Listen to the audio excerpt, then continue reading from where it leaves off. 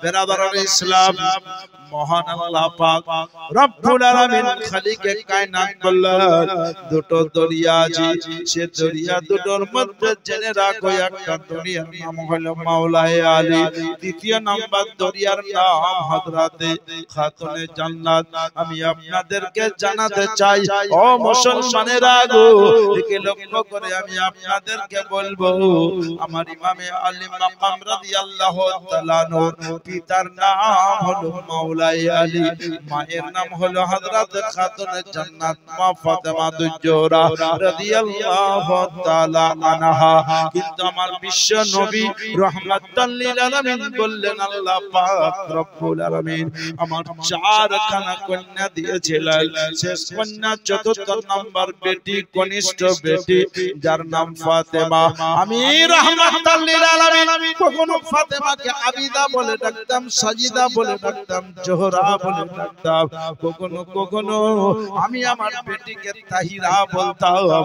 ওগো জগতের মহিলা জেনে রাখো, আমার এই ফাতেমার মতো জগতে আর নারী হবে না। এই জন্য বিশ্ব নবী আমার বলতেন ওগো আমার উম্মত উম্মতি মরণের পরে কিয়ামতের বিচারের শেষে যারা জান্নাতে যাবে, জান্নাতি ব্যক্তি জান্নাতে গিয়ে হুর দেখতে পাবে, আর দুনিয়ার হুর যদি দেখতে হয় আমি নবী আমার বাড়ি এসে আমার বেটি ফাতেমাকে দেখতে হবে। নবী ফাতেমা জোহরা রাদিয়াল্লাহু তাআলা আনহাকে হুর বলেছে। আপনারা জানেন বিশ্ব নবী তিনার বেটিকে কখনো আমিনা বলতেন, কখনো আবিদা বলতেন, কখনো জোহরা বলতেন, কখনো বতুল বলতেন, কখনো তাহিরা বলতেন, কখনো সাজিদা বলতেন, কখনো হুর বলতেন। চিন্তা করেছে বেটি কেমন? এই বেটির গর্ভে থেকে যে বাচ্চাটা আগমন হচ্ছে সেই বাচ্চাটাকে বলা হয় ইমামে হাসান ইমামে হুসাইন রাদিয়াল্লাহু তাআলা আনহুমা। কিছুক্ষণ পরে শুনতে পাবে আমাদের মা বোনের গর্ভে বাচ্চা আছে, মা ফাতেমাতুজ জোহরার গর্ভে বাচ্চা এসেছিল, কিন্তু আমাদের মা জননীর গর্ভে যে বাচ্চা আছে বাচ্চার বয়স যেমন পেটে বাড়ে 1 মাস 2 মাস 3 মাস 4 মাস 5 মাস 6 মাস 7 মাস 8 মাস 9 মাস করে বাচ্চার মায়ের গর্ভে যেমন বয়সটা বাড়ে, সেই সময় আমার মা জননীর বা আমার বোনের পেটটা উঁচু মনে হয়। উঁচু লাগে না? বলেন মা বোন আমারও আছে আপনারও আছে, পেট উঁচু হয়। কিন্তু মুফতিয়ানে দিন সারে মাতিন বললেন ওগো জগতের মহিলা পুরুষ শোনো, আমার খাতুনে জান্নাত গর্ভে 10 মাস 10 দিন বাচ্চা বিরাজ করত, কিন্তু মা ফাতেমা নিজে বর্ণনা করে জননী মা ফাতেমা বললে আমার পেট যেমন কার তেমনই ছিল, পেটটা না একটু উঁচু হয়েছে না একটু নিচু হয়েছে। বলে খাতুনে জান্নাত তোমার পেটটা কি ওইরকম? বললে হ্যাঁ। বলে কারণটা কি? বলে কারণ যদি জানতে হয় আমার আব্বাকে বলতে হবে নবী গো খাতুনে জান্নাতের গর্ভে বাচ্চা এলো তো পেটটা উঁচু হলো না নিচু হলো না। আমার বিশ্ব নবী রাহমাতুল লিল আলামিনের প্রেমিক বান, তার মধ্যে একজন জ্বলন্ত প্রেমিক, নবীর সমগ্র মুজিজার মধ্যে একটা জ্বলন্ত মুজিজা যিনি নাম হলো তার আলা হযরত ইমামে আহমদ রাজা ফজলে বেরলভী আলাইহি রহমাতুর রিদওয়ান। তিনি বলতেছেন গো নবীর প্রেমিক প্রেমিকা শোনো, নবীর নবীর বেটির পেটটা উঁচু ছিল না নিচু ছিল না, কারণ একটাই ছিল আমার নবী যেমন নূর, নবী মুস্তাফার নাতিরাও নূর ছিল। বলেই তো বলেছেন কি तेरे नस्ल पाक में है बच्चा बच्चा नूर का, तेरे नस्ल पाक में है बच्चा बच्चा नूर का, तू आईने नूर तेरा सब घराना नूर का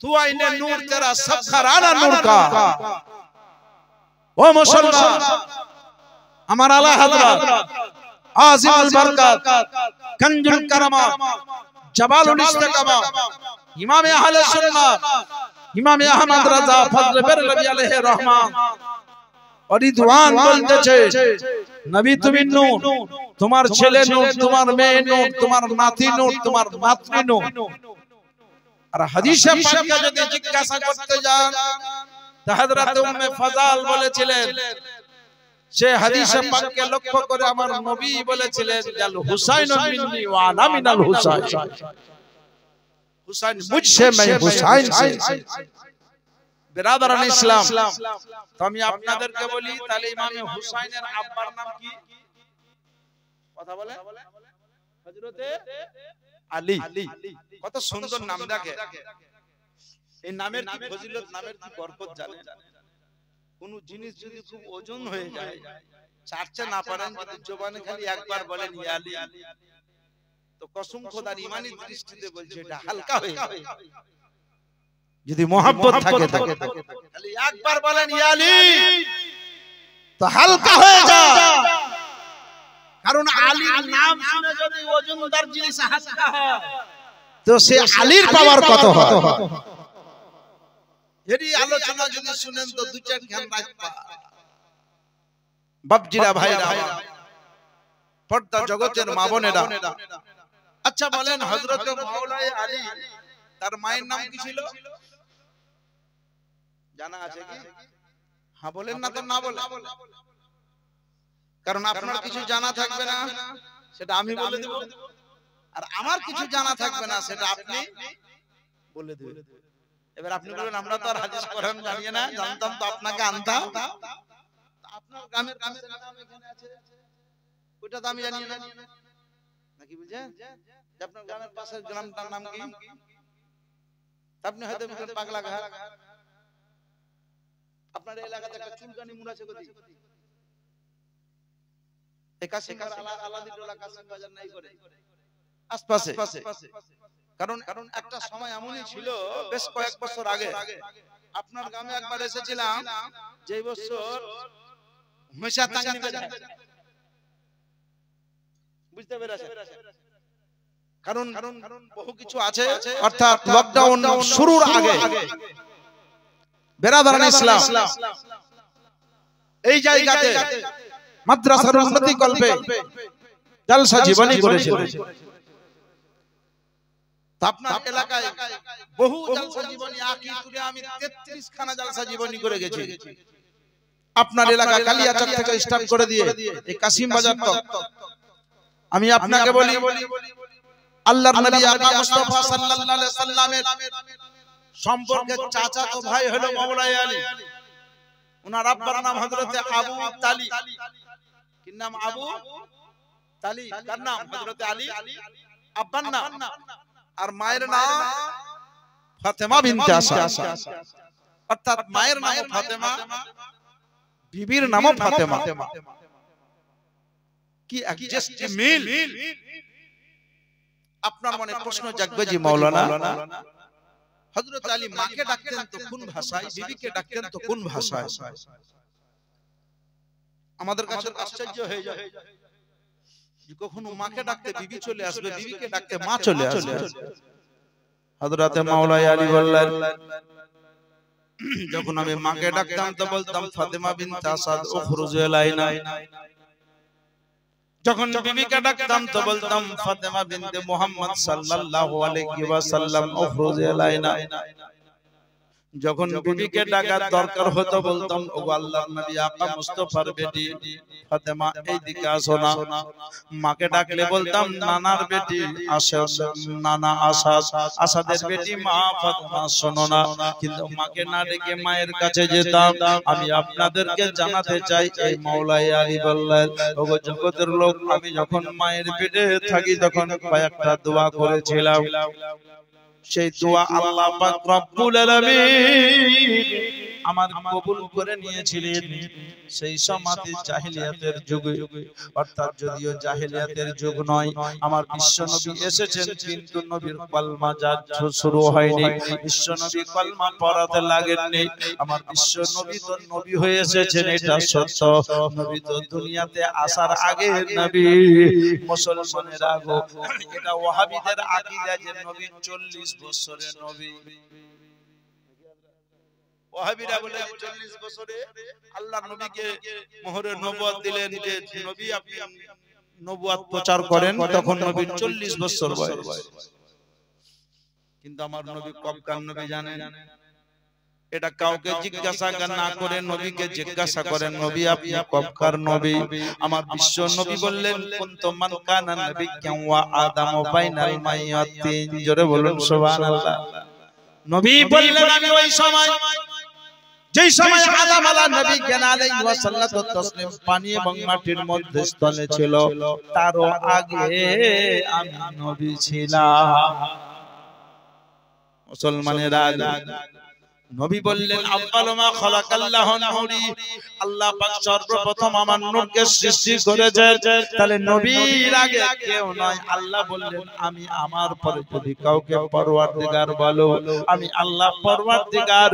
আর নাইবে পরওয়ারদিগার যদি জানতে চাও তো আমার বিশ্ব নবী রাহমাতাল লিল আলামিন।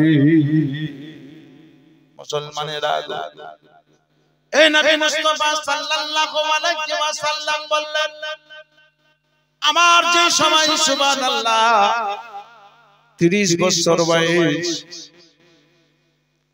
30 মাইনাস ওই সময় আলী মায়ের গর্ভে। আমি আপনাদেরকে বলি, আমার মা বোন শুনেন, বাবায়েরা শুনেন, বর্তমান সময় কোন মসজিদে কি মহিলাদের বাচ্চা জন্ম হয়? মসজিদে কোন নারীর বাচ্চা হয়? মাদ্রাসায় হয় না। কিন্তু আল্লাহ যদি ইচ্ছা করেন তো মসজিদে ওই নারীর বাচ্চা জন্ম করে দিতে পারেন না? 2000 সালে বহু নারীর মসজিদে বাচ্চা। 2000 সালে কেন বলেন তো? ওই বন্যায় বাড়ি ঘর সব ডুবে গেছে, মসজিদের দোতলায় চেপেছে, সেখানেও কিছু সংখ্যক নারীদের বাচ্চা হয়েছে আমার বীরভূম মুর্শিদাবাদ জেলায়। ও বাপজিরা, ভাইরা আমার, মা বোনেরা, তবে মাথায় রাখেন, মসজিদ ইবাদতের জন্য তৈরি হয়েছে, বাচ্চা হওয়ার জন্য নয়। একটা কথা বলেন, হযরত মাওলাই আলীর জন্ম কোথায়? আপনারা বলতে পারবেন না? জি, আপনারা জানেন না? উপর থেকে আওয়াজ আসছে কাবা ঘরে। আর আপনারা বেশি কিছু বলতে গেলে বলবেন, যদি আমরা জানতাম তাহলে কি আপনাদেরকে উপরে দিতাম? ও মুসলমানেরা, হযরত মাওলাই আলীর জন্ম হলো কাবা শরীফে। ওগো আলী আকবার বলে দিন, আপনার কাবা শরীফে কেন জন্ম হলো? আমার মা বোনেরা, কথাটা মাথায় রাখে, যদি কাবা শরীফে হযরত আলীর জন্ম হয়, যে কাবা শরীফে আজ নয় কাল নয়, সুবহানাল্লাহ, নবী আমার 15 থেকে 16 মাস বাইতুল মুকাদ্দাসের দিকে মুখ করে নামাজ পড়েছেন, তারপর থেকে কাবা শরীফের দিকে মুখ করে দিয়েছে।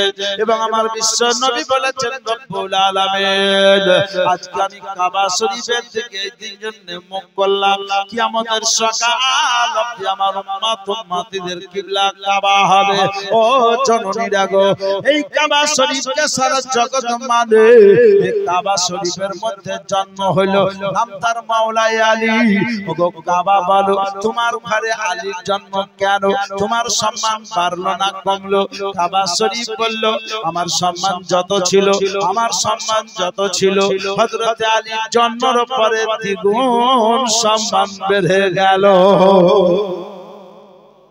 ও মুসলমানেরা, হযরতে মাওলাই আলীকে জিজ্ঞাসা করেন, আলী তোমার কাবা শরীফে কেন জন্ম? একটু জেনে নেন ইমামে মাওলাই আলীর কথা।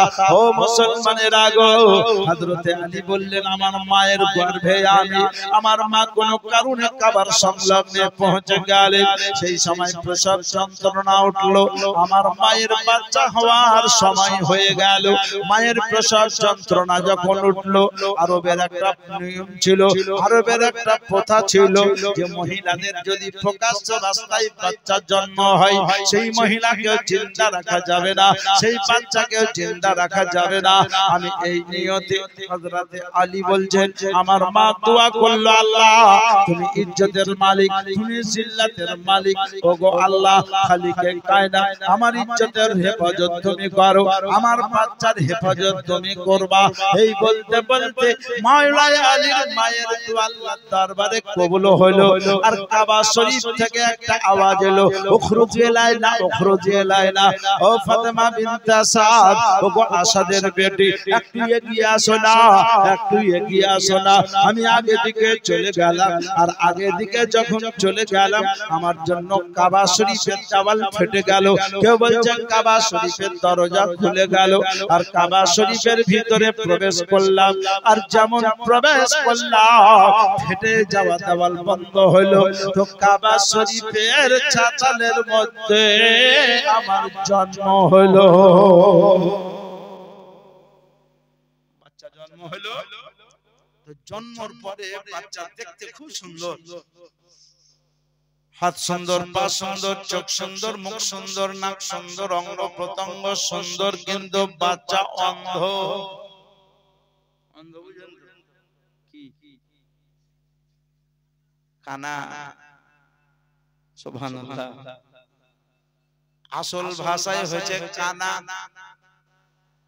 এটা আমরা বলি কানা, কিন্তু আধকানা কানা বলতে হয়। একবাটারিকে কানা বলে, দু চোখ লিপা বা দু চোখে দেখতে না পায় তাকে অন্ধ একেবারে।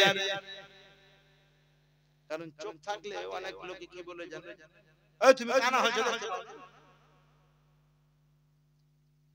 হযরতে মাওলাই আলীর মা জননী বললেন, আল্লাহ আমি তুমি আমার জন্য কাবা শরীফ খুলে দিলা, কাবা শরীফের ভিতরে চলে এলাম, পর্দার সহিত বাচ্চার জন্ম হইল। কিন্তু রব্বুল আলামিন বাচ্চা আমার সব কিছু ভালো, কিন্তু চোখে অন্ধ। মন খারাপ হয়ে গেল মায়ের, স্বাভাবিক। যদি কোন মানুষ অন্ধ হয় তাহলে অচল একটা চোখওয়ালা লোক লাগবে ওকে নিয়ে বেরোতে, নাকি বুঝছেন? আমার এলাকায় একটা অন্ধ ছিল, কিন্তু দুনিয়ার অন্ধ কিছু কিছু কানা আছে, বুঝলেন, এদের বুদ্ধি খুব বুদ্ধি। একটা কানা ট্রেনে যাচ্ছে, ট্রেনে তোর সঙ্গে একটা চোখওয়ালা লোক গেছে। তো চোখওয়ালা লোকটা গেছে, কানা বসে আছে, টিটি কিন্তু ধরে নিয়েছে চোখওয়ালা লোককে। এই টিকিট। তো চোখওয়ালা লোকটা বলছে, স্যার আমি ওর সাথে এসেছি। বলছে, ওর নেই মাপ তো তোমারও মাপ, টিকিট দাও। ওর কাছে টিকিট চাই। তো ছুটতে কার কাছে যাবে? অন্ধর কাছে গেছে, কানার কাছে। কানার কাছে যাওয়ার পরে কানা বলছে, কি হলো রে?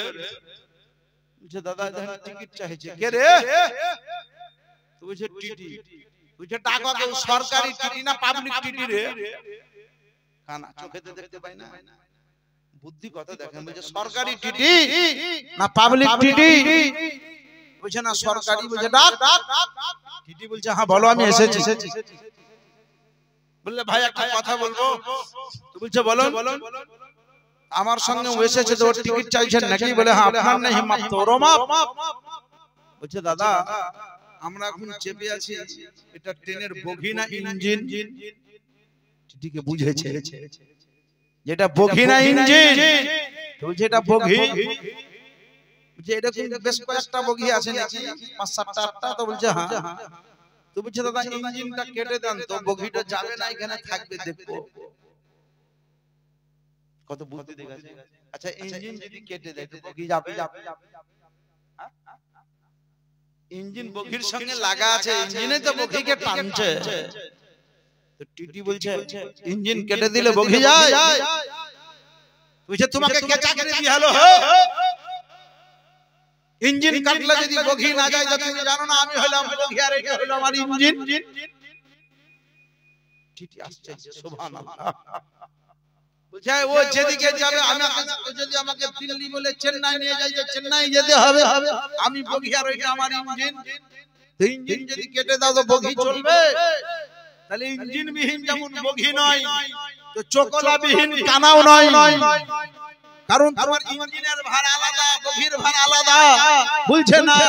তাই যদি না হয় যে বগিতে চাপলে ইঞ্জিনেরও ভাড়া আদায় হয় তো কানার সঙ্গে চোকলারও ভাড়া ফ্রি হয়ে যাবে। টিটি বুঝিয়ে দিয়েছেন যে ঠিক আছে যান, এরপরে হাফ টিকিট চোকলার কাটিয়ে। তো বুঝে আপনাকে বুঝাতে পারলাম? বলছে হ্যাঁ, বলছে একটা সিক্রেট দেন না গো, খেলে এর নাম দুনিয়ার কানা। ও বাপজিরা ভাইরা আমার মা বোনেরা, দুনিয়ার কানার বুদ্ধি দেখলে আর হযরতে মাওলাই আলী মা বললেন আমার আলী জন্মগ্রহণ করলো, আমার আলীকে কোলে নিয়ে আসি। বাচ্চাকে সব লাইন দিয়ে শত শত লোক দেখতে আসছে, সবাই আসছে যখন ফাতেমা বিনতে আসাদের বাচ্চা জন্ম হয়েছে কাবা শরীফে। যে কাবাতে কারো বাচ্চা জীবনে জন্ম হয়নি, আজ কিয়ামতের সকাল অবধি হবে না। এই কাবা শরীফে বাচ্চা জন্ম হয়েছে, এই বলে মুসলমানেরা সবাই আসে দেখে যায়। ও ফাতেমা তোমার বাচ্চা দেখতে ভালো। বললো বোন বাচ্চা তো ভালো, কিন্তু বাচ্চার চোখ জেনায় অন্ধ। বললে বুঝে নিয়েছি, জেনে নিয়েছি, এই চোখ তোমার বাচ্চা নিশ্চয় ফুটবে। কেউ বলছে ফুটবে, মা বললো কবে ফুটবে, কেউ বলছে চোখ হবে, কবে হবে। এই বলতে বলতে উঠতে বসতে চলতে ফিরতে সময় অতিবাহিত হয়ে যায়। হযরতে মাওলাই আলী রাদিয়াল্লাহু তাআলা আনহু আম্মি জান চিন্তায় চিন্তিত হয়ে আছে। আমার বিশ্ব নবী, দয়ার নবী, মায়ার নবী, রহমাতুল লিল আলামিন, তিনার চাচা আবু তালিবকে বললেন ওগো চাচা চলো না, চলো আমার ভাইকে দেখে আসি, আমার চাচিকে দেখে আসি। লোকেরা লাইন দিয়ে যায়, কাবা শরীফে বসে আছে। আবু তালিব বলল বাবা তোমার চাচিও বেঁচে নাই, হাতি তোমার চাচা তো ভাইও বেঁচে থাকবে না, কারণ আরবের কথা হলো প্রকাশ্য রাস্তায় যদি বাচ্চা জন্ম হয়ে যায় তাকে জিন্দা রাখা যায় না। আমার বিশ্ব নবী বললেন চাচা ইন্নী আরা মালা তারাউনা ওয়া আসমাউ মালা তাসমাউন, আমি যা দেখি তা তোমরা কেউ দেখো না, এবং আমি যা শুনি তা তোমরা কেউ শোনো না। ওগো চাচা আমি বাড়ি থেকে দেখতে পাচ্ছি আমার চাচিও জিন্দা আছে, আমার চাচির বাচ্চাও জিন্দা আছে। আমি একবার যাই, এই বলে আমার রহমাতুল লিল আলামিন আকা মুস্তাফা সাল্লাল্লাহু আলাইহি ওয়াসাল্লাম এক পা করে চলে গেলেন। চাচিকে দাও, বাচ্চাকে দাও, হযরতে আলীকে দাও। ও মুসলমানেরা গো, আমার বিশ্ব নবী চাচির কাছ থেকে কোলে নিচ্ছেন, কথাটা মাথায় রাখে। আমার বিশ্ব নবী যেমন হযরতে আলীকে কোলে নিয়েছে, কসম খোদার মেম্বারে রাসূলের উপরে বসে বলছে নবী মুস্তাফা যেমন হযরতে আলীকে কোলে নিয়েছে, সঙ্গে সঙ্গে হযরতে মাওলাই আলী চোখ খুলে নবীকে দেখতে লেগেছে। একটু জোরে বলতে হবে। ও মুসলমানেরা গো, হযরতে মাওলাই আলী রাদিয়াল্লাহু তাআলা আমার বিশ্ব নবীকে দেখতে আজ বিশ্ব নবী রহমাতুল লিল আলামিন আকা মুস্তাফা তাবাসসুম মুচকি হেসে বললেন চাচি কে বলে তোমার বাচ্চা অন্ধ, এই তো তোমার বাচ্চা চোখওয়ালা, এই তো তোমার বাচ্চা দেখছে ভালো, এই তো তোমার বাচ্চা হাসছে ভালো। হযরতে ফাতেমা বিনতে আসাদ মাওলাই আলীর মা কাছে এসে দেখলো আমার বাচ্চার চোখ ফুটে গেছে, আমার বাচ্চা টুকটুক করে দেখছে। আমার নবীকে দেখার পরে মাকে দেখতে লাগলো। আমার বিশ্ব নবী রাহমাতাল লিল আলামিন আকা মুস্তাফাকে বলল ইয়া রাসূলুল্লাহ ইয়া হাবিবাল্লাহ ও মুহাম্মদ ইবনে আব্দুল্লাহ তুমি যদি আস্তে আরো আগে আসতা তুমি আস্তে দেরি করে দিলা তুমি যদি আরো আগে আসতা তো আমার বাচ্চা আরো আগে চোখ খুলে দিত আমি জানতে পেরেছি আমি বুঝতে পেরেছি আমার বাচ্চা চোখ খোলা মাত্র সঙ্গে সঙ্গে তোমার নূরানি দৃষ্টি দর্শন করেছে তোমার নূরানি সুরাত দর্শন করেছে সুতরাং আমি বুঝে নিয়েছি তুমি যদি আরো আগে আসতা তো আমার বাচ্চা আরো আগে চোখ খুলে দিত হযরত আলী নবীর কোলে নবী বললেন চাচি এক লোটা পানি দাও আমাকে আমি তোমার বাচ্চা সম্পর্কে আমার ভাই আলীকে আমি গোসল দিয়ে দেই বাপজিরা ভাইরা আমার মা বোনেরা আমার রহমাতাল লিল আলামিন হযরত আলীকে নিজের পবিত্র হাতে গোসল দিলেন জোরে বলে নবীর গোসল দেওয়া বাচ্চা কেমন হবে হায় হায় বিশ্ব নবী গোসল দিলেন আর গোসল দিয়ে হযরত আলীর কানে কানে কয়েকটা কথা বললেন কয়েকটা কথা বলে তার মা ফাতেমা বিনতে আসাদকে বাচ্চা দিয়ে চলে গেলেন হযরত মাওলাই আলী ধীরে ধীরে বড় হয়ে গেলেন বন্ধুরা জিজ্ঞাসা করছে আলী তোমাকে কয়েকটা প্রশ্ন করব উত্তর দিতে পারবা বললে কি তুমি দুনিয়াতে আসার পরে বেশ কিছুক্ষণ ধরে চোখ বন্ধ করেছিলে যখন ওই আল আমিন মুহাম্মদ ইবনে আব্দুল্লাহ তোমার সামনে এলো তখন তুমি তার কোলে বসে তাকে দেখলা তখন চোখ খুললা কেন দুই নাম্বার তোমার কাবা শরীফের ভিতরে জন্ম হলো কেন তিন নাম্বার হয়তো আর মনে থাকবে না কয়েকদিনের নয় কিছুক্ষণের বাচ্চা তুমি বাচ্চা কালে তোমাকে যখন দুনিয়াতে আগমন হইলা তার কিছুক্ষণ পরে যে তোমাকে গোসল দিলেন বিশ্ব নবী আর গোসলের পরে তোমার কানে কানে কয়েকটা কথা বলেছিল সেই কথাগুলো কি ছিল এটা কি মনে আছে হযরত মাওলাই আলী বললেন শোনো জেনে রাখো নবী গোসল দিয়ে আমার কানে কানে কি বললেন এটা তো মনে আছে এমন কি মায়ের গর্ভে যখন ছিলাম তখন দুনিয়াতে কি হয়েছে এর খবরও আলীর জানা আছে আলী যে লোকের নাম মুসলমানেরা বলল হযরত আলী আপনি ব্যক্ত করেন গুপ্ত কথাটা ব্যক্ত করে দেন হযরত আলী বললেন শোনো আমি যখন মায়ের গর্ভে ছিলাম আল্লাহর কাছে কয়েকটা আরজি করেছিলাম তার মধ্যে এক নাম্বার আরজি ছিল রব্বুল আলামিন আমাকে এমনই একটা জন্ম দিও এমনই একটা জায়গায় আগমন ঘটাইও যে জায়গার কারো জন্ম হয়নি কোনোদিন হবে না ওগো আল্লাহ যে জায়গাটাকে বিশ্বের সমস্ত লোক মানবে কাফের সেও মানবে ইহুদি তারাও সুবহানাল্লাহ মানবে খ্রিস্টান তারাও মানবে মুসলমান তো মানছে মানতেই থাকবে মুসলমানদের মধ্যে কিছু সংখ্যক দেওবন্দি হবে তারাও মানবে ফারাজি হবে তারাও মানবে হানফি তারাও মানবে শাফি তারাও মানবে মালিকি তারাও মানবে হাম্বলি তারাও মানবে সবাই মানবে যারা নবীকে মানে তারাও মানবে যারা নবীর গোস্তাকি করে তারাও মানবে গাদ্দারে রাসূল তারাও মানবে গাদ্দারে আউলিয়া তারাও মানবে ইয়া রাব্বুল আলামিন ওই জায়গায় আমার জন্ম দিও যে জায়গাটার নাম হলো কাবা শরীফ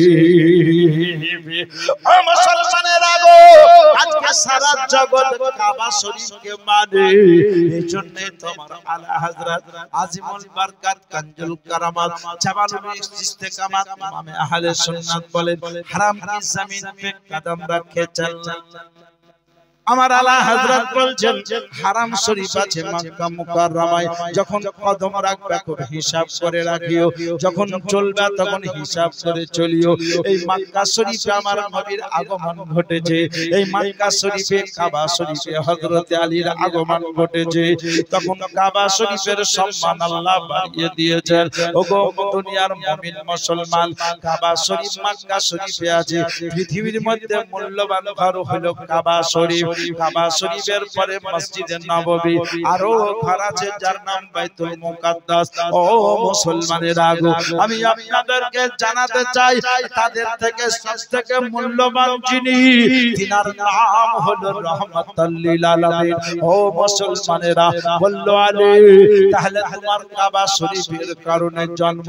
বলেছিলাম রব্বুল আলামিন যে কাবা শরীফকে সবাই মানবে, মহিলা মানবে, পুরুষ মানবে, বাচ্চা মানবে, বাচ্চি মানবে, যুবক মানবে, যুবতী মানবে, তরুণ মানবে, তরকি মানবে, বৃদ্ধা মানবে, বৃদ্ধ মানবে, সবাই যারা কাবা শরীফকে মানবে, ওই কাবা শরীফে আমার জন্ম দিও।